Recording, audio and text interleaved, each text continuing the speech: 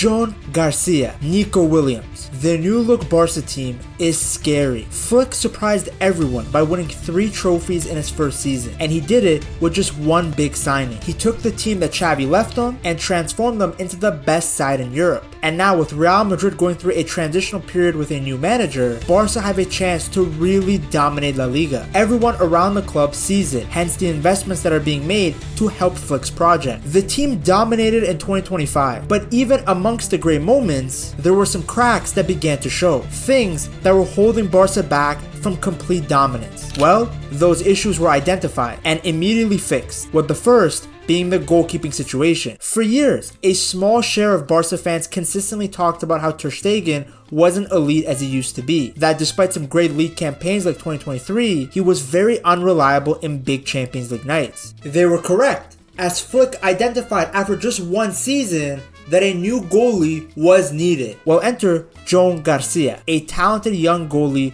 who basically single-handedly stopped Espanyol from getting relegated. When you look at the statistical comparison between Ter Stegen and García, you understand why this change was needed. As you can see, besides number of passes and long passes accuracy, García dominates Ter Stegen in basically every category. He is a significantly better shot stopper, he performs more defensive actions, and he's better in the air. Now of course he played for a worse team, so naturally he's going to be forced to make more saves, more defensive actions. When you are a goalie on a relegation level team, you basically get peppered with shots. But the thing is, not only did García have the most saves in La Liga, he also had the best save percentage. That efficiency is what makes him such a great goalie and why he's such a good fit for Barca, because naturally now he's going to face less shots, but he's going to have to be more clutch than ever, because there's only going to be a few opportunities where he's going to be tested, but in those opportunities he has to be on his toes and he has to bail out the team with a save. According to The Athletic, García prevented 8 goals based on the quality of shots that he faced. He also claimed the most crosses. This part should really get Barca fans excited, because Ter Stegen never dominated his box. I mean, I have to constantly show this Suarez clip. Ter Stegen would never come off his line, but García is the opposite. He dominates his box. He also managed to keep 8 clean sheets in the 2025 season, which is actually very impressive when you consider the fact that Espanyol had a leakier defense than Bonnie Blue. He was keeping Espanyol in games they had no business staying in. In just his second La Liga match, García made 7 saves to earn a clean sheet away at Atletico Madrid. A few days later, he helped Espanyol win their first match of the season against Rayo Vallecano. On tougher nights like facing Real Madrid and Real Betis, García stood tall. Against Madrid he made 10 saves, and Espanyol still got bent over and hammered 4-1. Against Betis he made 10 saves again, and he saved the penalty, and they still lost. He was the only reason that Espanyol ever had a chance in any match. In February of 2025, Espanyol actually beat Real Madrid 1-0, back when Madrid were at the top of the table. And the only reason they won this game was because of García. Against Valencia, he made a save so acrobatic that they called him the Blue and White Angel. His highlight saves actually became a regular thing. He won La Liga Save of the Month for both February and March, the first player ever to win it back-to-back. One of the saves was a lightning-fast reaction to a powerful shot from Lucky Bacchio at Sevilla. He also saved 2 penalties in a single game against Mallorca. Now, just to put it into context, Ter Stegen has 2 penalty saves in total throughout his entire La Liga career. If we go back to that data MB chart, you will also notice that Joan García had a higher short passing percentage, and that's because García is also very good with his feet. He isn't just a good shot stopper. And I would argue the only reason his long passing percentage is worse is because he played on an Espanyol team that couldn't string together 2 passes. So he constantly had to hoof the ball up to nobody just to relieve the pressure from the back line. He really is the perfect modern day goalie. He's fast, he's calm, brave. His biggest strength is of course his shot stopping. He's fantastic in 1v1 situations. He doesn't panic, he stays big, reads the situation, and reacts accordingly. Time after time, he stopped what looked like certain goals, which is great because I feel like Ter Stegen at times is the opposite. He makes very savable shots look impossible. Coaches and journalists have said that García has that real clutch gene, the kind of player who makes that one save that changes everything. A draw becomes a win, a loss becomes a point. And that's exactly what Barca need, because Barca don't get peppered with shots. They just need a goalie who can pull out that miracle save when they need it the most. And there's one more thing. Garcia plays like an extra defender. He reads the game well and is very comfortable rushing out the box to stop through balls before they become dangerous. He has all the qualities needed to be a real sweeper keeper. He knows when to come out to clean up behind the back line. And Barca desperately needs someone like that because of how high of a line Flick likes to play. Having a goalie who is both comfortable on the ball and knows when to come off his line to sweep behind the back line is so important. It makes the team so solid defensively. But in my opinion, more than anything, this move shows that Barca are becoming more ruthless. I mean, firstly, they're taking a 24-year-old keeper from their city rivals. This guy came through Espanyol's academy. He's a local kid, and they just casually brought him in. Then secondly, it's a sign to Ter Stegen that times have changed. He had gone too complacent, never wanting any competition. Remember, it was Ter Stegen who essentially forced the club to sell Bravo in 2016. He said he doesn't like the dual keeper system and he will leave if he isn't between the sticks for every match. Then there was the report that came out that Ter Stegen refused to address the fans during the La Liga celebrations at the end of the 2025 season. Apparently he was frustrated over his limited playing time, but he thought he was going to go straight back into the lineup during the business end of the season after he had just recovered from a long-term injury. Also, let me remind you guys, he wasn't looking that great before the injury either. Then it gets worse. Another report came out that stated Ter Stegen refused to travel to Milan for the second leg of the Champions League. Reportedly, he had asked Deco to talk to Flick about his playing time. Yeah, he didn't even look the manager in the eye to make this request. He had to have a third party do it for him. Then when Flick naturally said no, Ter Stegen didn't go with the team. Keep in mind, this guy's the captain. He's supposed to be a leader in the dressing room. Injured players flew to Milan to watch that game, but Ter Stegen was clearly more invested in himself than the team as a whole. So when you add up all these events, all reported by some credible sources, it's obvious that a keeper change was so desperately needed. Not only is the current version of Joan García better than Ter Stegen, but it was time to turn over a new leaf. It was time for a new era. And it took Flick just 1 year to realize this. And keep in mind, Flick also knows Ter Stegen from the German national team, so he has literally zero faith in the German goalie. Garcia doesn't just help the team now, but he's also the future of this club.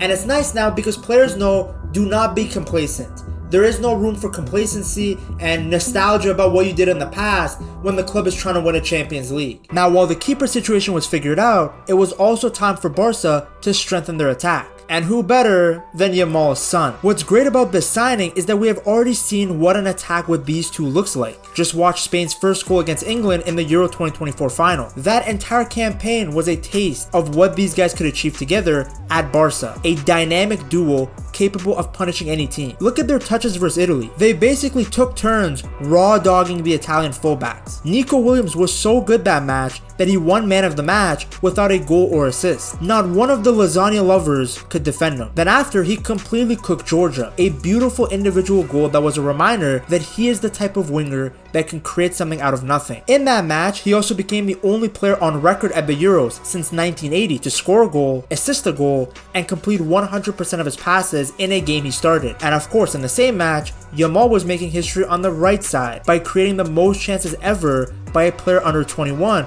in a Euro knockout game. I'm telling you, these two, they're two peas in a pod. They're practically dating each other at this point. And then of course in the final they linked up again. And yet another man of the match performance from Nico Williams. Like, all the hype around the tournament was about Yamal and it should have been he was fantastic. Then Rodri ended up winning the Euros player of the tournament. But Nico Williams deserves a lot of appreciation for how good he was in the entire campaign. Such a good player. He has all the qualities that Hansi Flick is looking for in a winger. He stretches the pitch, he takes on his man, and he runs non-stop. That kind of relentless engine is exactly what the German is looking for. The biggest advantage of signing Nico Williams is that Barcelona have yet another top dribbler. Just like his Spain teammate Yamal, Nico is known for constantly beating defenders with his speed and skill. In the 2025 season in La Liga, only Yamal had more successful dribbles per 90 minutes than Nico, and across Europe's top 4 leagues, only Doku had more than them both. Having a left winger that can cut inside is going to help Barca create so many more chances. Because when Nico Williams dribbles into the middle of the park, it creates chaos for the opposition.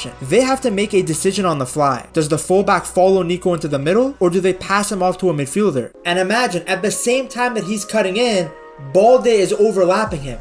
That much pace and power on one side is too much for any backline to deal with. Then with the ball, Williams can create more chances for players like Rafinha and Yamal. Because I want to remind you guys, Nico Williams is not coming in to replace Rafinha.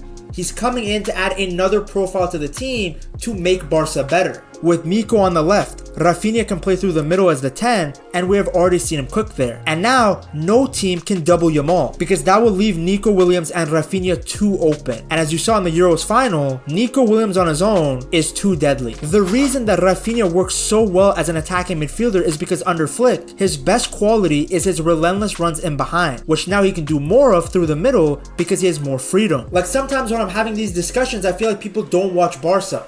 Balde was way more of a left winger than Rafinha was. Look at the difference in the heat maps between the Brazilian and Nico Williams from the 2025 season. As you can see, despite both being a left winger, they occupy different areas of the pitch. Williams plays like the classic winger. He stays wide near the sideline. Rafinha, on the other hand, has been given more freedom by Flick. He often moves into the central areas, just outside the box. And he was literally playing as an attacking midfielder or a number 10. According to data from Skill Corner, no player received the ball between the lines in La Liga in the 2025 season than Rafinha, which is a reminder to everyone that despite being listed as a left winger, Rafinha operated as a more central figure. In fact, he started as the number 10 in the first 3 games of the season, you know, back when Olmo couldn't get registered. But since Barca didn't have an elite left winger, Flick put him on the left as soon as Olmo was available. And I mean, look at the positions that Rafinha has played across the pitch in his career since 2021. This is a guy that can play anywhere. So no, the guy who just had a Ballon d'Or worthy campaign is not being dropped.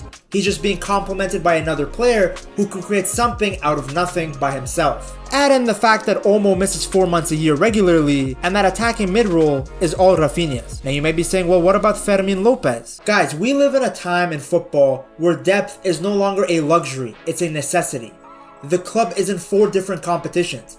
Everybody's gonna get their chance. Flick needs to be able to rotate without seeing a drop off in quality. And have you seen Barca's winger depth? It's practically non-existent. You can't just go from Rafinha and Yamal to Pau Victor and Ansu Fati. But that's literally exactly what was happening in 2025. The other issue for Barca was that even though they scored for fun, they attacked a lot through the middle. As you can see, no side in La Liga funneled their attack through the middle more than Barca. Peep the right side too. 36% of attacks going through just Yamal. What a beast. The problem with the middle approach is that when you play those haram low blocks, it's very difficult to break them down. When Leganés and Mallorca are putting their whole team, fans, director of football, and the water boy behind the ball, you are not going to get through just forcing it down the middle. You need to have width. And since Yamal loves to cut inside and Rafinha was already in the middle, it was basically just Balde that was actually stretching the opposition. With Nico Williams added to the mix, Barca finally have natural width on both sides. Very much like the setup that we saw Spain use. Look at this graphic right here. It shows Nico Williams' preference to attack down the line and stay wide. By him staying wide and being able to cut inside, he becomes so dangerous. Because from there, he can see the space in front of him and go at defenders one-on-one. He's fast and strong, pushing the ball past defenders into space. But he's not a running merchant like Valverde. He's also skilled in tight areas. He uses clever body movement to trick defenders and creates space to go past them on either side. That's what I love about him. He doesn't just have to cut inside to beat his man. He can beat him on the outside.